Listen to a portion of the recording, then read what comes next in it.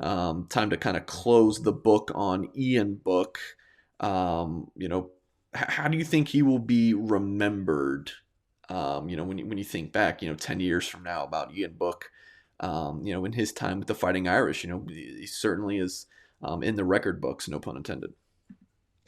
Yeah, one of the probably as accomplished and overachieving quarterback that you will find in Notre Dame annals. I mean, there's only one guy who threw for more yardage. That was Brady Quinn. There was only one guy at quarterback who ran for more yardage. That was Tony Rice. Very few who have been two-time captains at Notre Dame, never mind at quarterback. Um, 30 victories, many of which he pulled out of the fire in the fourth quarter in games. And it's like, you hear always the criticisms about, well, it was his fault that they were behind in the first place. Okay, well, we can say the same about Joe Montana. He had 7 comeback wins in the fourth quarter, and against Houston in the legendary game, one of the reasons they were behind is because he threw 4 interceptions and fumbled once. That's why they were behind 34-12, and it was special teams that bailed him out with a punt return or punt block for a touchdown, etc. I don't want to bore people with all that stuff, but the guy is accomplished. He was a winner. Now the reality is similar to the head coach at Notre Dame. The head coach is judged on one criteria. Did you win a national title or did you not? And that kind of goes with the Notre Dame quarterback, too. Now, Joe Theismann didn't win a national title, but they finished number 2 and they upset the number 1 team in the Cotton Bowl. And he went on to win a Super Bowl, so he's a Notre Dame legend. Paul Hornung won a Heisman here. He was 2-8. Nobody talks about, well, he was a loser. He wasn't any good or anything like that. He didn't win games.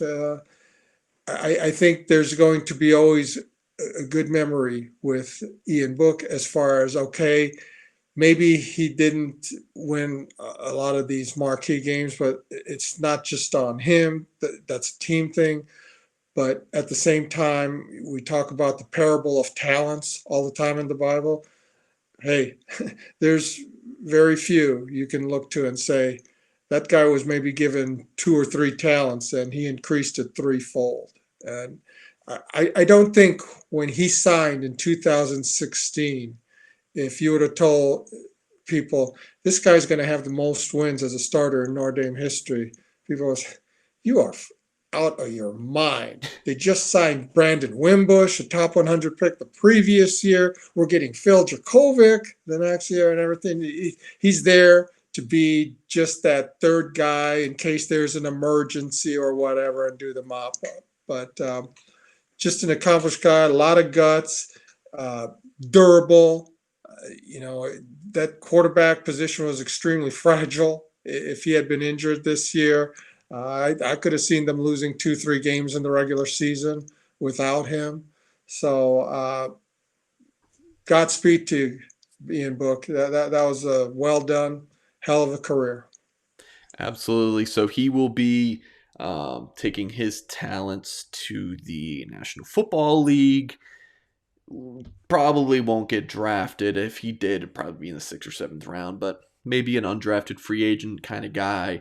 I think he could be like a good scout quarterback to replicate a Baker Mayfield or a Kyler Murray, a little shorter quarterback who can sling it around a little bit and who is mobile as well. I don't know, Lou. What do you think about Ian Book's potential NFL prospects?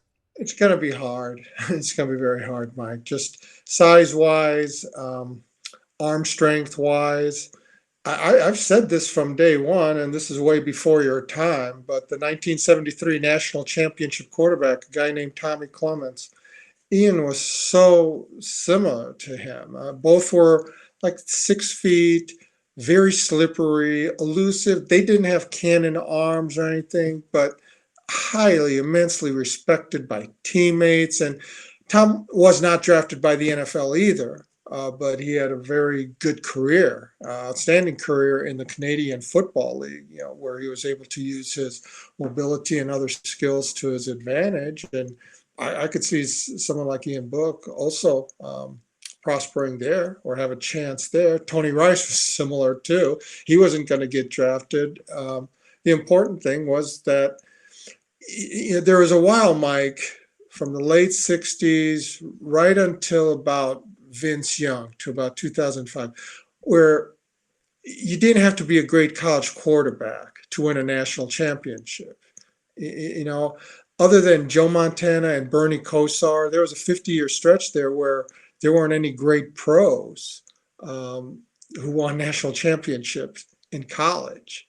You had names like Craig Krenzel and John Schaefer and Tommy Frazier. He wasn't going to be a pro quarterback, or Scott Frost and Jay Barker, Buck Bellew from Georgia and 80. Just names. These weren't household names or guys that had the pro scouts salivating. But ever since Vince Young, to a lesser degree Tim Tebow, but a Cam Newton, and now you're seeing, the Trevor Lawrences, the Tua Tagovailoas, the Deshaun Watsons. You've got to have that game changer at quarterback, because this is such a quarterback-centric era that we are living in.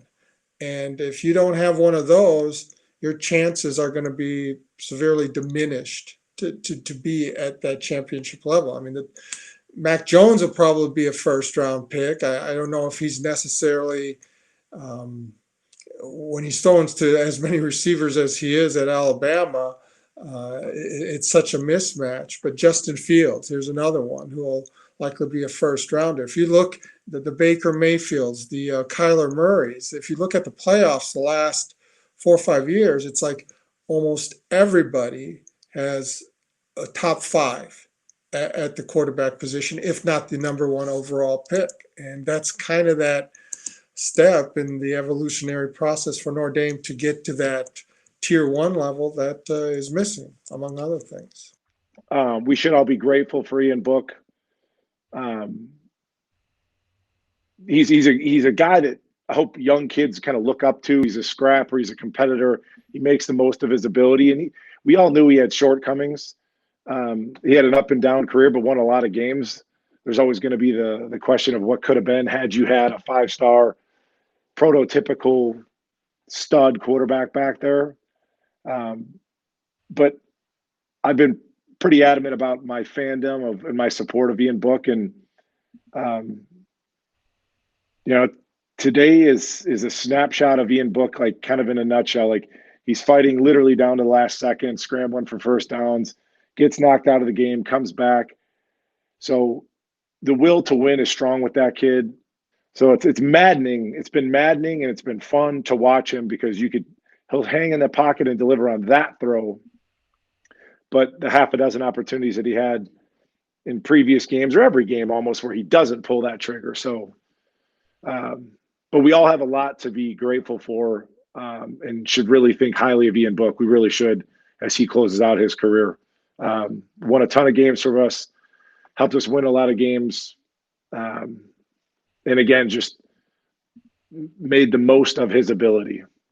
And I'm proud of him for that. Absolutely.